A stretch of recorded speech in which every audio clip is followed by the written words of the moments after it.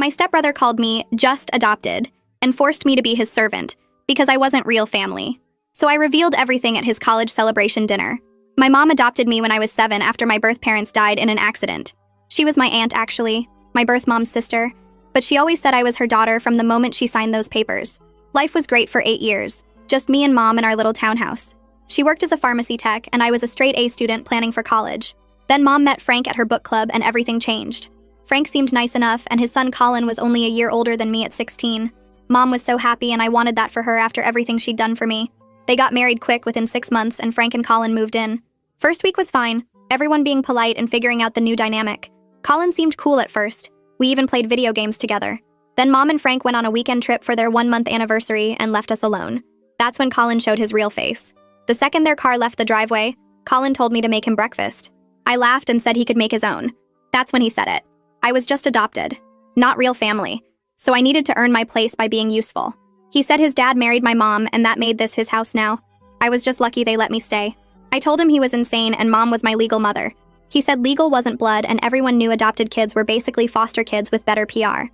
That weekend he left his dishes everywhere expecting me to clean them. Threw his laundry in my room saying it was my job now.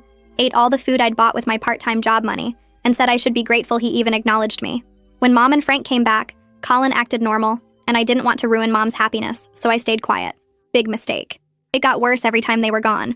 Colin would invite friends over and introduce me as the adopted one who did chores for them. His friend Jake asked if I was like a maid, and Colin said exactly like that, but free. They'd trash the living room, and Colin would tell me to clean it before the parents got home, or he'd tell Frank I'd thrown the party. He started taking money from my wallet, saying adopted kids should contribute to the real family's expenses. When I got my first college acceptance letter, Colin ripped it up, saying I shouldn't waste their money on college when I could work and pay rent to the real son. I taped it back together and hid my other letters. The worst was when he started telling people at school. Spread rumors that I was a charity case mom took in for the tax benefits. Said I had to do whatever he said at home, or they'd send me back to foster care.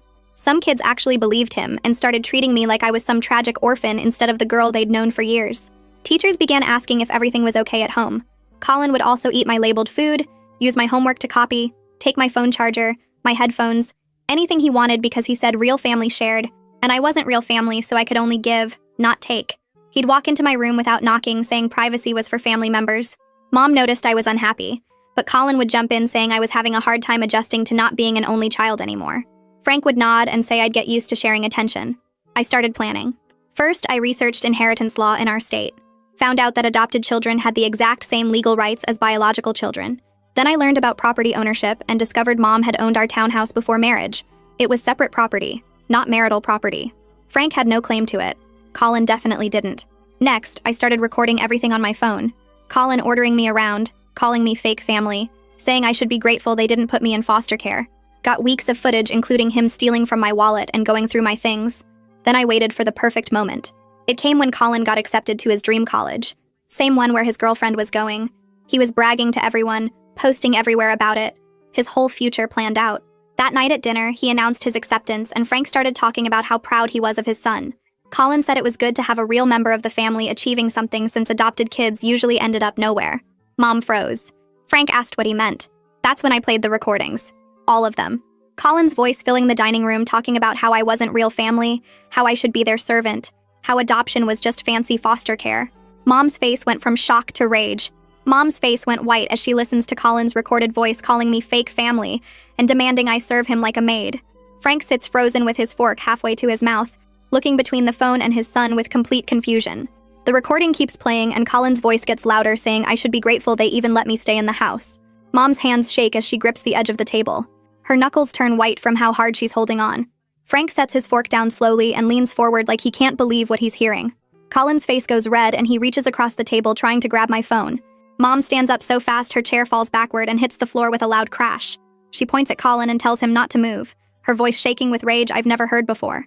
The whole room goes silent except for Colin's voice still coming from my phone speaker. Frank looks at his son like he doesn't recognize him anymore. I tap the screen and play the next recording where Colin tells his friends I'm basically a servant who does chores for the real family. His friend's voice comes through asking if I'm like a maid, and Colin says exactly like that, but free. Frank's expression shifts from confusion to horror as he recognizes his son's voice bragging about having a live-in maid. Mom puts her hand over her mouth and takes a step back from the table. The recording continues with Colin and his friends laughing about how I have to clean up after them. Frank stands up now too and stares at Colin with his mouth hanging open. Colin tries to say something, but Frank holds up his hand to stop him. Mom demands to know how long this has been happening, and I tell her every time they left us alone together for 6 months. The number seems to hit her physically, and she grabs the table edge for support. Her eyes fill with tears, and she looks at me like she's seeing me for the first time. Frank asks what I mean by 6 months, and I explain that it started the first weekend they went away together. Mom makes a sound like someone punched her in the stomach. Colin starts making excuses about how I'm too sensitive and he was just joking around. His voice sounds desperate now instead of mean. Frank tells him to shut up, which surprises everyone because Frank never raises his voice. The room goes quiet again and Colin's mouth snaps closed. Frank's face turns red and he clenches his fists at his sides. I scroll through my phone and find the video I took of Colin ripping up my college acceptance letter. Mom starts crying and asks why I didn't tell her sooner. Her voice breaks on the last word. I show them the video and press play. Colin's face appears on the screen holding my letter in both hands. His voice comes through saying I shouldn't waste their money on education when I could work and pay rent to the real son. Then he rips the letter right down the middle. Mom covers her face with her hands and her shoulders shake. Frank watches the whole video with his jaw tight and his eyes narrow. When it ends, he looks at Colin with an expression I can't read. I explain that she seemed so happy with Frank, and I didn't want to ruin that for her after everything she'd done for me. Mom pulls me into a hug and says nothing is more important than me, not any marriage or happiness. She holds me tight and I can feel her crying into my hair. Frank asks Colin if the recordings are real, and Colin's silence is answer enough.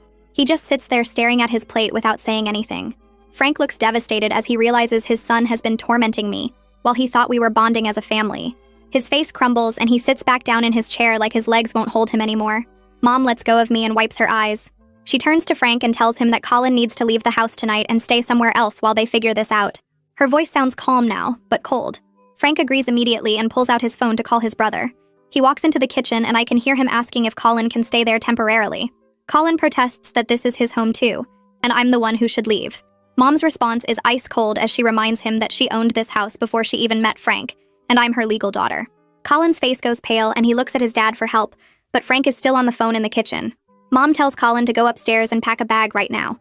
He opens his mouth to argue, but she cuts him off, saying he has exactly 10 minutes before Frank's brother arrives. Colin pushes back from the table and his chair scrapes loudly against the floor.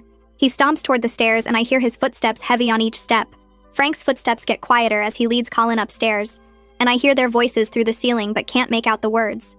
Mom pulls me into her arms right there at the dining table and holds me so tight I can barely breathe. She keeps saying she's sorry over and over, her voice breaking each time. She tells me she got so caught up in being happy about Frank and having a new relationship that she stopped paying attention to what was happening with me. Her tears fall into my hair and her whole body shakes as she holds me. I tell her it's not her fault, but she shakes her head against mine and says it is. She's the adult and the parent, and she should have protected me.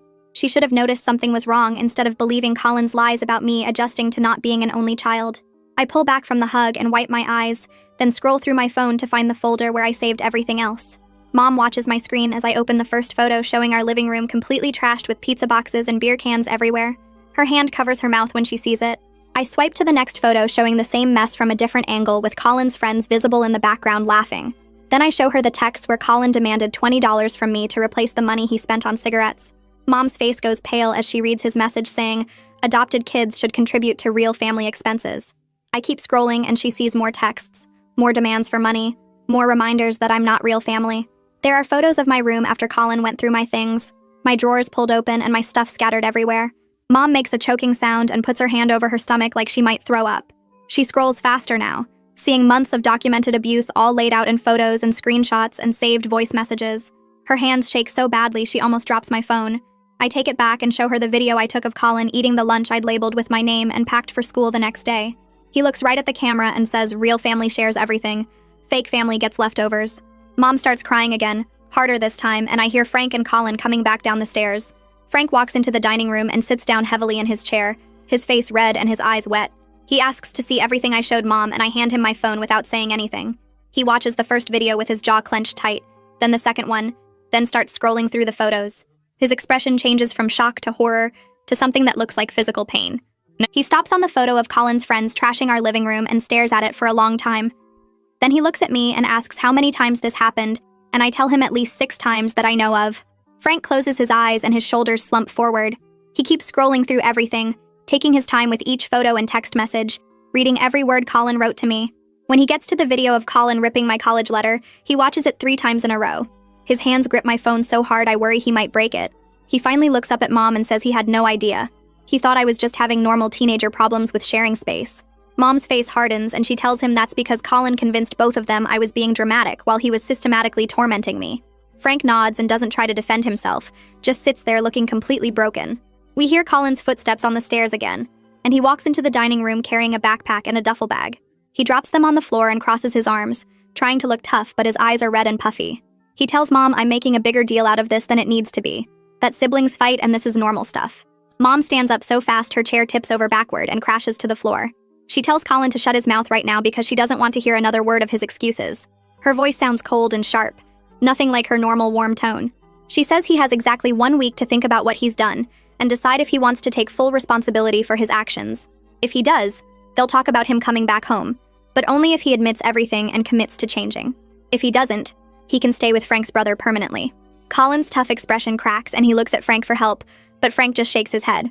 Colin picks up his bags and walks toward the front door without looking at any of us. Frank follows him out and I hear them talking quietly on the porch.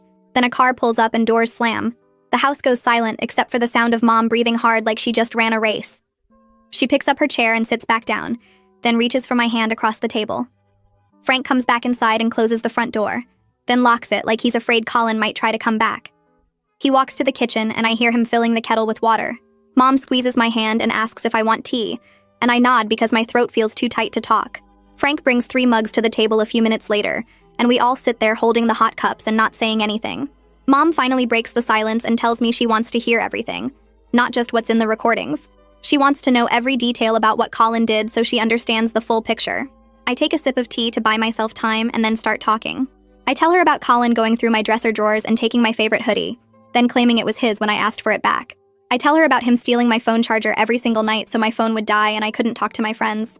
I tell her about him walking into my room without knocking, sometimes when I was changing clothes and laughing when I yelled at him to get out. Mom's face gets more and more upset with each new detail, and she keeps interrupting to say she should have noticed these things happening. I tell her about Colin taking food I bought with my own money and eating it right in front of me while saying I should be grateful he even acknowledged my existence. Frank listens without moving, his tea getting cold in front of him, his eyes fixed on the table. I tell them about the time Colin told his friends I was like their personal maid, and they could leave their trash anywhere because I'd clean it up. Mom asks how I managed to record everything without Colin knowing, and I explain that I started keeping my phone in my pocket all the time with the recording app ready. Every time Colin started talking about me being adopted or ordering me around, I'd hit record. Sometimes I'd prop my phone up on a shelf to catch video of him going through my stuff or eating my food. It took weeks to gather enough evidence because I wanted to make sure no one could claim I was exaggerating or lying. Frank finally speaks and admits he thought I was having trouble adjusting to not being an only child anymore. He says Colin told him I was jealous of their father-son relationship and acting out for attention. Frank believed his son because Colin seemed so sincere and concerned about family harmony. Frank's voice cracks when he says he should have talked to me directly instead of accepting Colin's version of events. Mom reaches across the table and takes Frank's hand with her free one, so now we're all connected in a chain. She tells him they both failed me, but they're going to fix this together. Frank nods and wipes his eyes with his sleeve.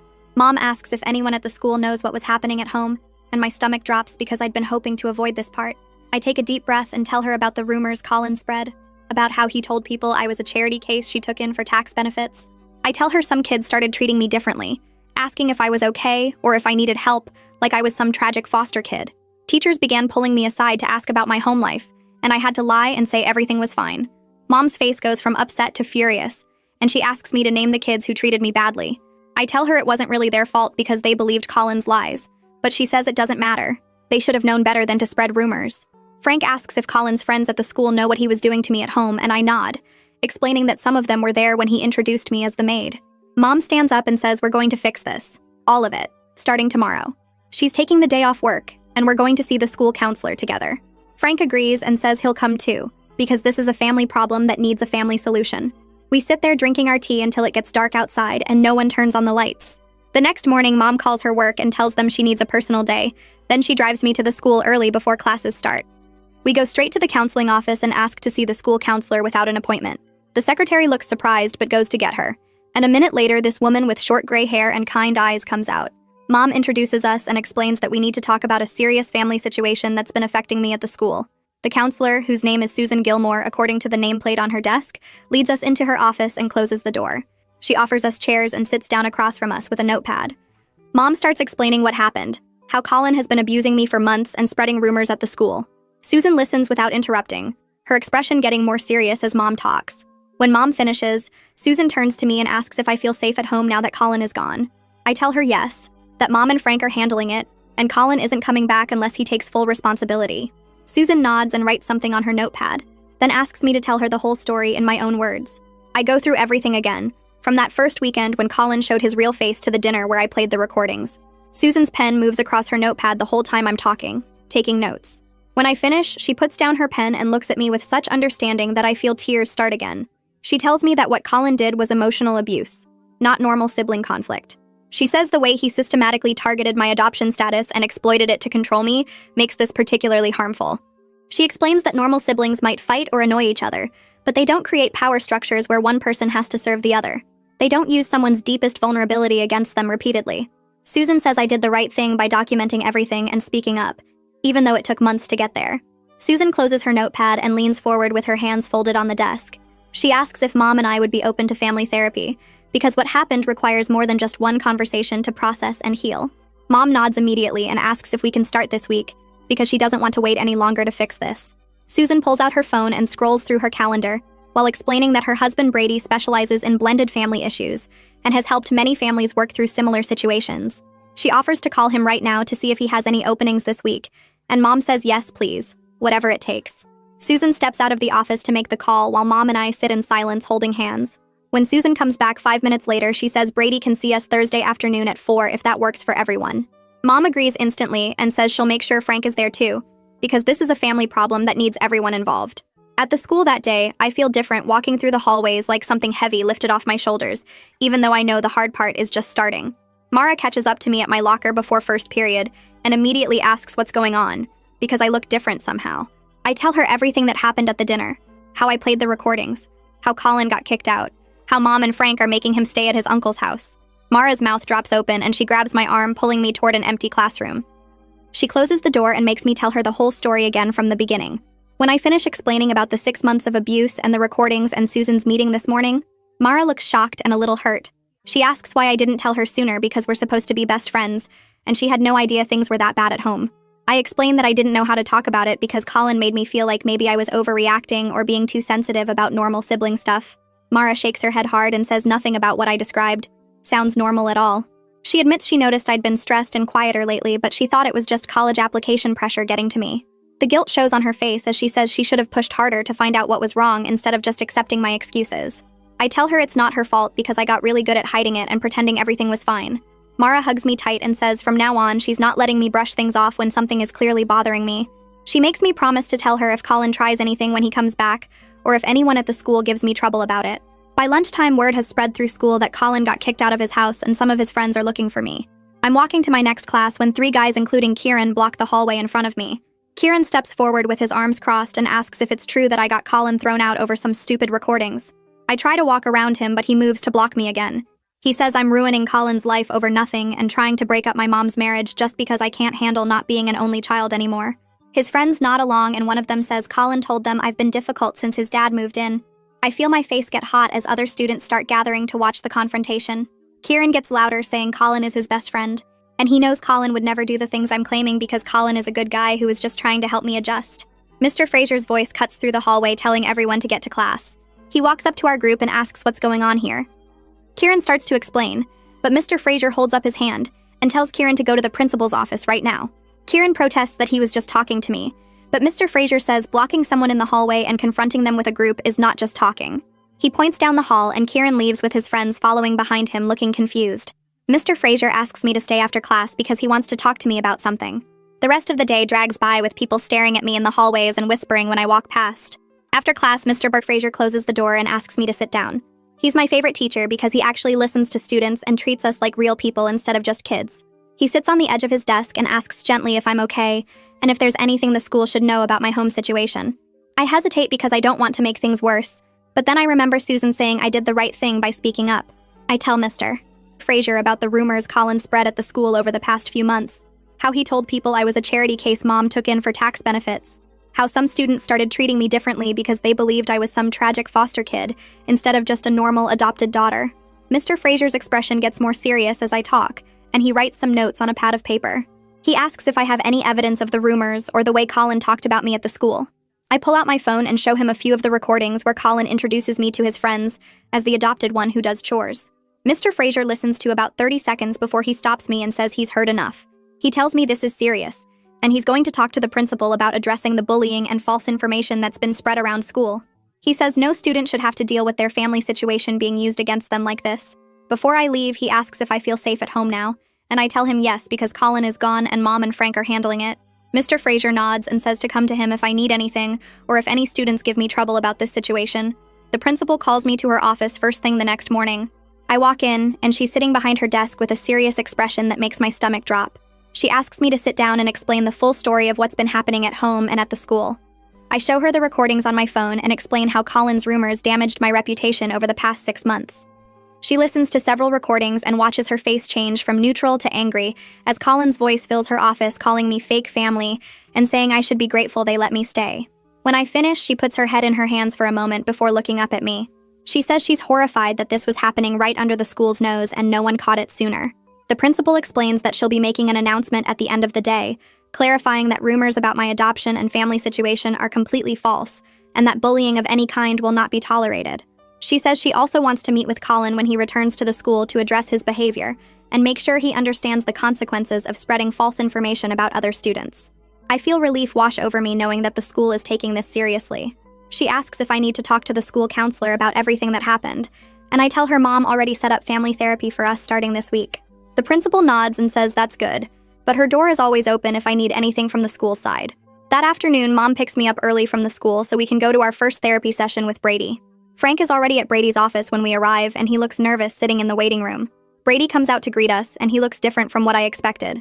Younger with kind eyes and a calm voice that immediately puts me at ease. He leads us into his office, which has comfortable chairs arranged in a circle instead of the typical therapy couch setup. Brady sits down and explains that this is a safe space for everyone to share their feelings about what happened without judgment.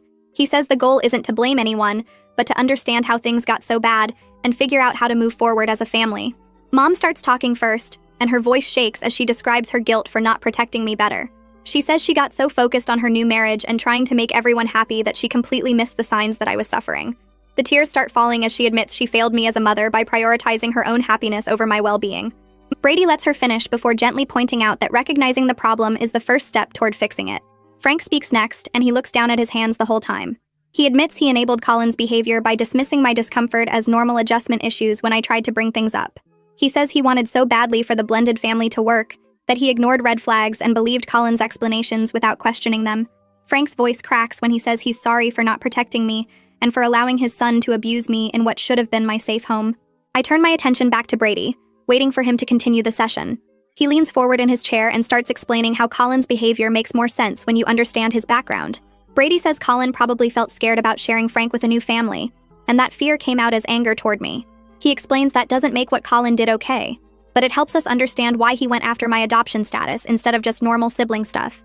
Brady says Colin picked the thing that made me most vulnerable because deep down he was feeling vulnerable too. Mom nods slowly like this is starting to make sense to her. Frank shifts in his seat and looks uncomfortable as Brady keeps talking. Brady says kids who feel threatened sometimes lash out at the people they see as competition, and Colin clearly saw me as someone taking his dad away. I sit there processing this information, and part of me gets it, but another part of me is still angry because understanding why someone hurt you doesn't erase the hurt. Frank clears his throat and starts talking about Colin's mom. He says she left when Colin was only 5 years old, just walked out one day and never came back. Frank's voice gets quiet as he explains Colin has always been sensitive about family staying together because of that abandonment. He thinks Colin saw me as a threat to the stability he finally had with just him and Frank. Frank says Colin probably worried that Frank would love me more, or that I would somehow break up their family like his mom did. The words hang in the air, and I realize Colin's been carrying around this fear for years. Frank looks at me with sad eyes and says he should have recognized the signs earlier, should have talked to Colin about his fears instead of assuming everything was fine. Mom reaches over and squeezes Frank's hand. Brady jumps back in and says, "Understanding Colin's motivation matters, but right now the focus needs to be on helping me heal from what happened." He says we can't fix Colin's past trauma, but we can make sure I feel safe and valued in my own home moving forward. Brady pulls out a notebook and starts giving us homework assignments. He tells Mom and Frank to spend individual time with me each week doing activities I enjoy. He tells them to ask me directly about my needs instead of assuming. He gives me an assignment to write down my boundaries and what I need to feel respected. Brady says we all need to practice better communication, and actually listen when someone says they're uncomfortable. He makes Mom and Frank promise to take my concerns seriously, even if they seem small. The homework feels manageable, and I appreciate that Brady is focusing on practical steps instead of just talking about feelings. 1 week passes, and I'm starting to feel more normal at home. Mom and I went to the bookstore together, and Frank took me out for ice cream. They've both been making an effort to check in with me and actually listen to my answers. Then Frank's phone rings during dinner, and he answers it. I can tell from his face it's his brother calling about Colin. Frank listens for a few minutes, then looks at Mom and me. He says Colin wants to come home and claims he's ready to apologize for everything. Mom's expression goes hard, and she tells Frank that Colin can come for a family meeting, but he's not moving back in yet. She says we need to hear what he has to say and see if he actually understands what he did wrong. Frank agrees and schedules the meeting for Saturday at Brady's office. I feel my stomach twist with nerves because I'm not ready to see Colin yet. Mom notices and reminds me that Brady will be there to make sure everything stays productive. The rest of the week drags by as I try to prepare myself for facing Colin again.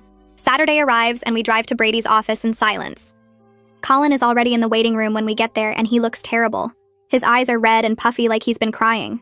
His hair is messy and he's wearing sweatpants instead of his usual nice clothes. He won't make eye contact with any of us. Brady comes out and leads us all into his office. We sit in the same circle as before, but this time Colin is part of it. Brady explains the ground rules for the meeting and says Colin has prepared something he wants to share. Colin pulls out a piece of paper and his hands shake as he unfolds it.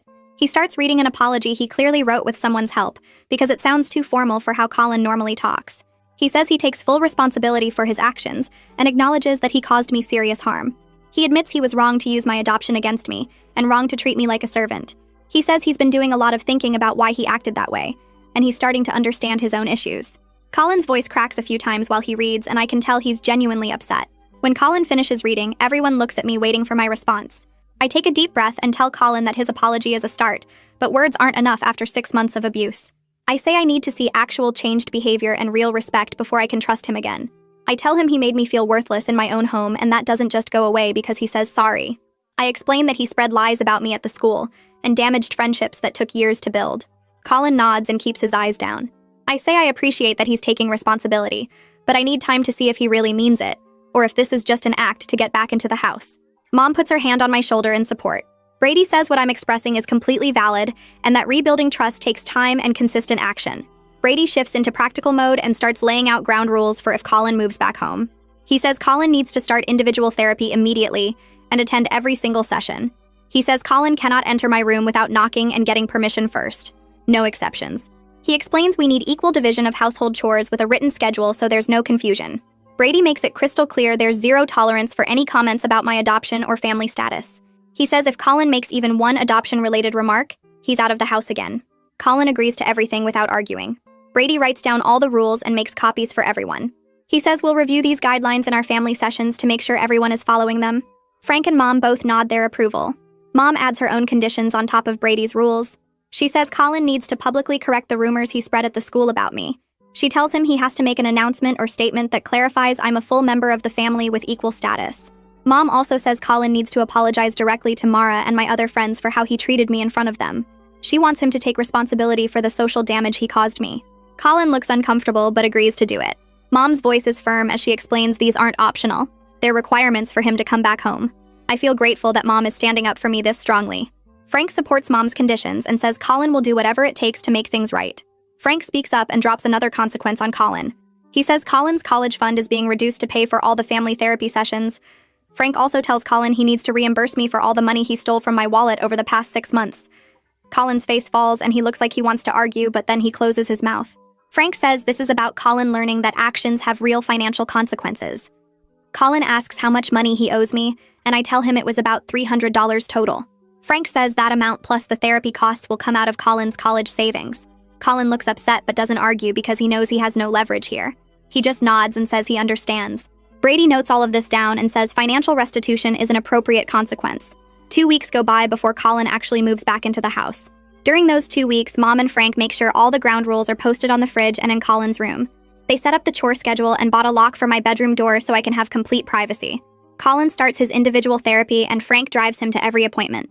When moving day comes, Colin brings his stuff back and immediately goes to his room. The atmosphere feels thick and uncomfortable, like everyone is walking on eggshells. Dinner that first night is awkward with long silences and people passing food without really talking. Colin asks me to pass the salt and says please and thank you like he's trying extra hard to be polite. I pass it without comment. After dinner, Colin does his assigned chores without complaint, washing dishes and taking out trash. Mom watches him carefully to make sure he's following through. Everyone is trying to follow Brady's guidelines for healthy communication, but it feels forced and unnatural. I go to my room early and lock my door, grateful for the privacy I can finally enforce. The next morning, Mom drives me to the school early before first period starts. She parks in the visitor lot and walks with me to the principal's office where Colin is already waiting with Frank. The principal sits behind her desk with her hands folded and tells Colin he needs to make the announcement during morning assembly. Colin looks at the floor and nods without arguing. Frank puts a hand on his shoulder and tells him this is part of making things right.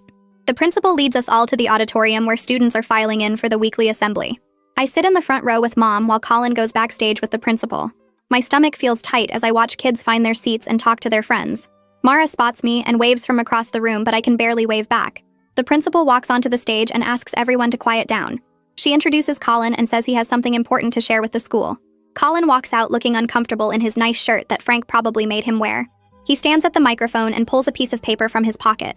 His voice shakes as he reads that he spread false rumors about me over the past few months.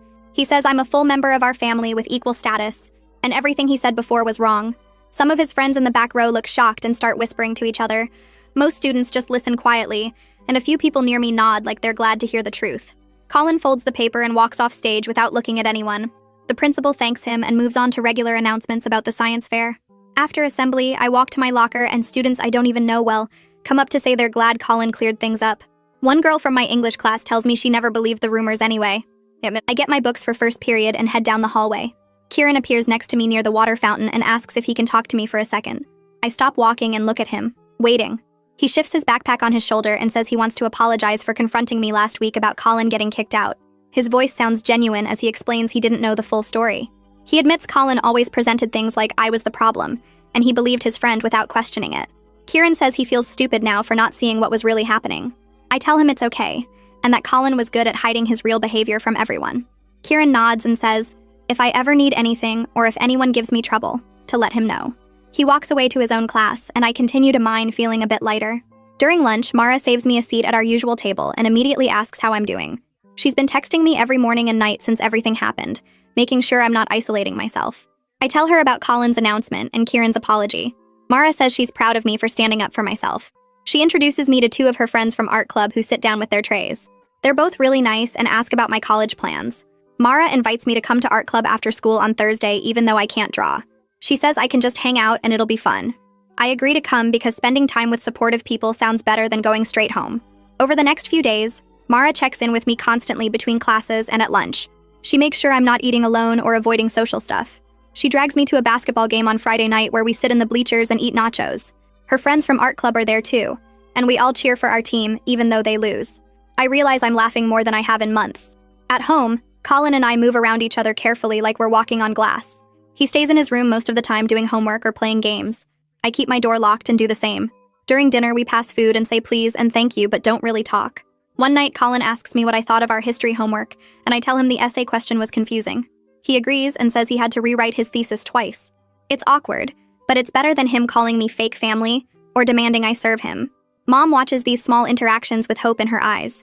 Frank tries to keep conversation going by asking about our days at the school. Slowly, over the next week, Colin and I start having short conversations about normal stuff. He asks if I watched the new episode of the show we both like. I tell him I did, and we talk about the plot twist for a few minutes. It feels strange to have a regular sibling conversation with him after everything that happened. Another night, Colin mentions he has a math test tomorrow and looks stressed. I offer to quiz him on the formulas, and he actually accepts. We sit at the kitchen table for 20 minutes going through problems. When he gets one right, I tell him good job, and he almost smiles. These moments don't erase what he did, but they feel like tiny steps toward something less hostile. Thursday afternoon, we have our weekly family therapy session with Brady. We all sit in our usual spots in his office with the comfortable chairs and the plant in the corner. Brady starts by asking how the week went, and Mom reports that things have been calmer at home. Frank agrees and says both Colin and I have been following the ground rules. Brady pulls out a worksheet and explains we're going to do an exercise about feeling safe and valued in the family. He hands each of us a copy and tells us to write down what we need from the other family members. I stare at the blank lines and think about everything that happened. After a few minutes, Brady asks who wants to share first. I volunteer and read from my paper that I need my privacy respected completely. I say no one should enter my room without knocking and waiting for permission. I also say I need my adoption to never be used against me in any way, not in jokes or arguments or casual comments. My voice stays steady as I explain that being adopted doesn't make me less of a family member, and I need everyone to understand that. Mom reaches over and squeezes my hand. Frank nods seriously and says he completely agrees with everything I said. Colin listens without interrupting and writes something on his own paper. Brady asks Colin to share next, and Colin reads that he needs to feel like he matters to his dad, even with new family members around. Frank's face changes as he hears this. Colin's voice gets quieter as he admits he felt jealous of my close relationship with Mom. He says he worried his dad would love me more than him, and he'd become less important. The room goes silent for a moment. Frank leans forward in his chair and tells Colin that loving me doesn't diminish his love for his son at all. Frank explains that love isn't a limited resource that gets divided up. He says he has enough love for both of us, and Colin will always be his son no matter what. Frank's eyes get a bit watery as he promises Colin that adding me to the family only made it bigger, not smaller. Colin looks down at his hands and nods slowly. Brady writes some notes and says this is an important breakthrough. He explains that Colin's jealousy doesn't excuse his behavior, but it helps everyone understand where it came from. Mom adds that she loves me and Colin equally, just differently because we're different people. She says there's no competition for her love either. Brady gives us homework to practice expressing our needs directly instead of acting out. We all agree to try harder at communicating. Saturday morning, Mom wakes me up early and tells me to get dressed because we're having a special day together. Just the two of us like we used to before Frank and Colin moved in. I put on jeans and a sweater and meet her downstairs. Frank and Colin are still asleep as we leave the house.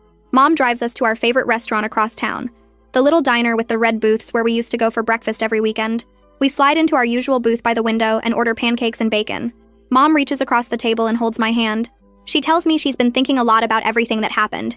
She says she got so caught up in her new relationship and being happy with Frank that she forgot to protect me the way she should have. Her voice breaks a little as she reminds me that I was her daughter before Frank came into the picture. She says I'll always be her daughter no matter who else joins our family. I feel tears starting, but I blink them away. Mom tells me she's proud of how I stood up for myself even when it was hard. She says I'm strong and brave and she's lucky to be my mom. Our food arrives and we eat slowly, talking about college plans and my favorite classes. Mom asks about Mara and my new friends from art club. We spend 3 hours at the diner just talking and laughing like we used to. When we finally leave, Mom hugs me in the parking lot and promises we'll do this more often. She says Frank and Colin are important, but so is our relationship, and she won't let it fade. The next weekend, Frank asks if I want to go to the bookstore with him. I'm surprised, but I say yes. We drive to the big bookstore downtown, and Frank tells me to pick out whatever books I want. We walk through the aisles, and I show him the novels I've been wanting to read. Frank asks about my college applications and which schools I'm most excited about. I tell him about the 3 I'm hoping to hear back from soon. Frank says he's proud of me for speaking up about Colin's behavior. He explains it couldn't have been easy to expose everything at that dinner, but it was the right thing to do. Frank admits he should have listened better when I seemed unhappy, instead of assuming it was normal adjustment stuff. He says he's learning to be a better stepfather, and he wants to support my future, however he can. We end up at the coffee shop inside the bookstore with hot chocolates and a stack of books. Frank tells me about his own college experience and gives me advice about campus visits. He says if I need help with application fees or anything else to just ask. It feels good to have this one-on-one time with him, where he's actually seeing me as a person, not just Colin's stepsister. Monday after school, I have an appointment with the college admissions counselor in the guidance office. I explain what happened with my acceptance letter that Colin destroyed. The counselor listens carefully and takes notes. She says she'll help me contact the college to request a replacement letter. She calls them right there while I sit in her office and explains the situation. The person on the phone is understanding and says they'll send a new copy of the acceptance letter immediately. The counselor also helps me organize my other applications and make sure all my materials are submitted. She asks if I need any recommendation letters, and I tell her Mr. Fraser already wrote me one. She prints out a checklist of deadlines and goes through each one with me. Before I leave, she tells me not to let Colin's actions derail my college plans. She says I've worked hard for these opportunities and I deserve them. The replacement acceptance letter arrives in the mail 3 days later in a big envelope. Mom frames it and hangs it in the hallway where everyone can see it. She says she should have done this with the original letter, and she's not letting my achievements be hidden anymore. 3 months pass since the dinner confrontation. The house feels different now, less tense but still careful. Colin and I have settled into a routine of polite distance mixed with occasional normal sibling moments. One evening, I'm sitting at the kitchen table working on college essays when Colin comes in for a snack. Instead of just grabbing food and leaving like usual, he sits down across from me. He asks what I'm working on, and I tell him about my applications. Colin actually seems interested as he asks which schools I'm considering. I list them and explain what programs each one has. Colin offers advice about campus visits based on his own college search experience. He tells me to make sure I check out the dorms and talk to actual students, not just tour guides. He suggests questions I should ask about class sizes and internship opportunities. We talk for almost 30 minutes about college stuff, and it feels surprisingly normal. Colin mentions his girlfriend is excited about their school and asks if I've thought about roommate situations. I tell him I'm planning to do random assignment and see what happens. He nods and says that's probably smart for freshman year. When he gets up to leave, he tells me good luck with my applications. I thank him, and he actually smiles a little before heading back to his room. It's not friendship, and it doesn't erase the past 6 months of abuse. But it's the first real conversation we've had where he treated me like an equal. I take a breath and decide to share my news with Colin. The words feel careful as they come out. I got accepted to 3 schools. Colin looks up from his phone and actually smiles. He says congratulations and asks which ones. I list them and wait for some sarcastic comment or dismissive remark like before, but it doesn't come. He asks about the programs and seems genuinely interested in what I'm saying. He tells me those are good schools and I should be proud. The conversation ends naturally and he goes back to his room. It's a small thing, but it feels like real progress after months of tension and careful distance. The next day, Mom comes home from work with frames under her arm. She hangs my acceptance letters in the living room right where everyone who visits can see them. She steps back to look at them and tells me she's proud of my achievements. She says she should have done this the first time instead of letting my accomplishments stay hidden in my room. Frank comes home and sees the display and adds that it looks great. Colin walks through and stops to look at the frames. He doesn't say anything negative, and that alone feels like a win. Our next therapy session with Brady starts like usual with everyone sitting in their spots. Brady reviews his notes and looks up at us with a pleased expression. He says we've made significant progress over the past few months. The communication has improved and everyone is taking responsibility for their actions and feelings. He suggests we can reduce our sessions to twice a month instead of weekly. Mom looks surprised but happy. Frank agrees that things at home feel more stable.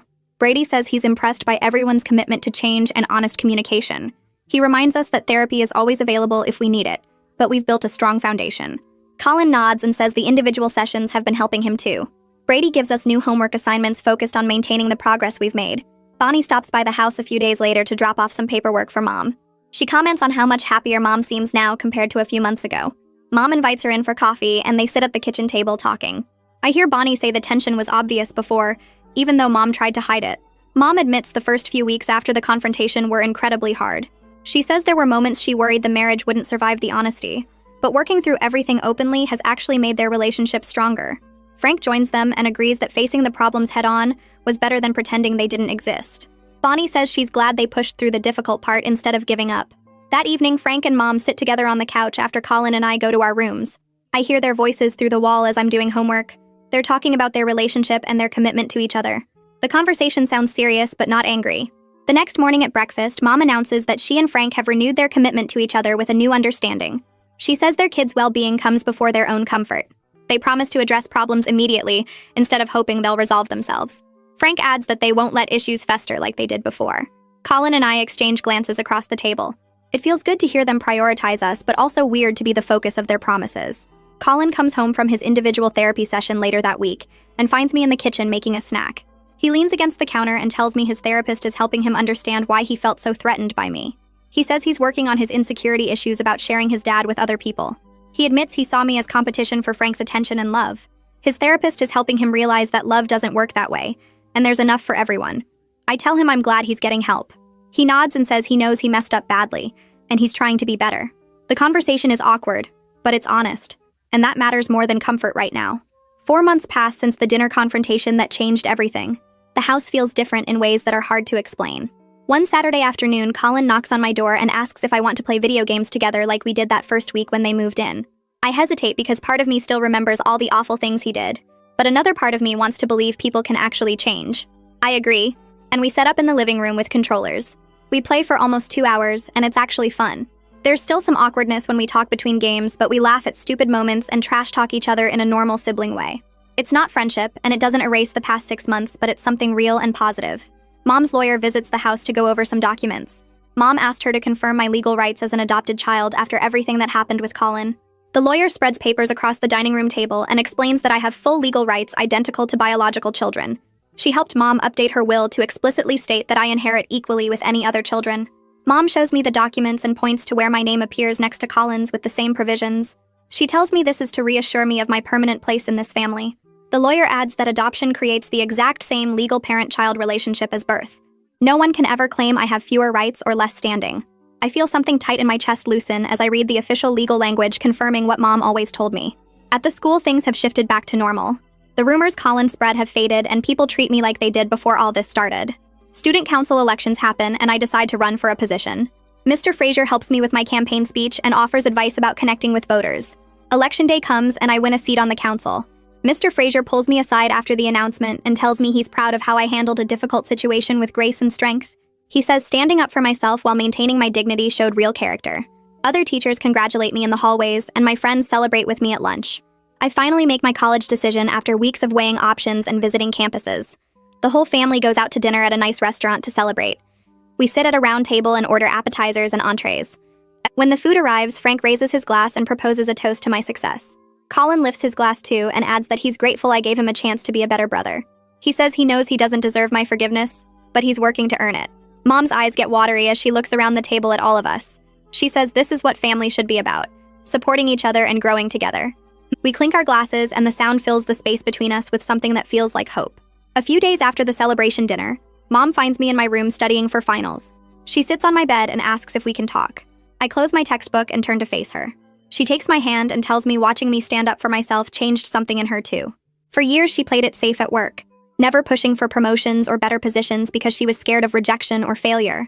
But seeing me expose Colin's treatment made her realize she'd been letting fear control her choices. She applied for a management position at the pharmacy that she'd been avoiding for over a year. The interview is next week and she's nervous but excited. I squeeze her hand and tell her she's going to be amazing at it. She smiles and says we're both learning to advocate for ourselves, and that makes us stronger together. Frank catches me alone in the kitchen the next evening while I'm making a sandwich. He leans against the counter and tells me he needs to say something. His voice is serious but not angry. He explains that watching how I handled everything with Colin taught him important lessons about making assumptions and really listening to people instead of hearing what he wants to hear. He admits he dismissed my discomfort as normal adjustment problems because that was easier than confronting the possibility that his son was causing real harm. He pauses and looks at me with this hopeful expression. He asks if it would be okay for him to call me his daughter instead of his stepdaughter. The question catches me off guard and I feel my throat get tight. I think about how he stood up to Colin and supported Mom through all the hard conversations. I nod and tell him yes. He pulls me into a hug and I realize this is what family is supposed to feel like. 3 weeks before I leave for college, Colin knocks on my door and asks if I need help packing. I'm surrounded by boxes and piles of clothes trying to figure out what to bring. He comes in and starts folding shirts while we talk about random stuff like which dorm buildings are best and what classes I should take first semester. We joke about how I'll probably call home crying about the cafeteria food within a week. He admits he's actually going to miss having me around, which surprises both of us. I throw a rolled up sock at him and tell him he's getting soft. He laughs and says maybe, but at least he's not a jerk anymore. We spend the afternoon packing and it feels like we're actually brother and sister instead of two people forced to live together. The conversation flows easy and natural without any of the tension that used to fill every interaction. My last night before leaving arrives faster than I expected. The whole family gathers in the living room after dinner and Mom pulls out old photo albums. We sit together on the couch looking at pictures from when I first got adopted and Mom's wedding and random holidays. Frank points to a photo from their first Christmas together where Colin and I are standing stiff and awkward on opposite sides of the tree. He compares it to a recent photo where we're actually smiling and leaning against each other. Mom starts making plans for Parents' Weekend in October, and Colin jokes about coming to visit and embarrassing me in front of my new friends. I look around at these 3 people who've become my real family through honesty instead of pretending everything was fine. By refusing to accept Colin's treatment, I didn't break us apart like I feared. I made us stronger by forcing everyone to face the truth and work through it together. Tomorrow I leave for college, but tonight I'm surrounded by people who truly value me, and I know I have a real home to come back to whenever I need it.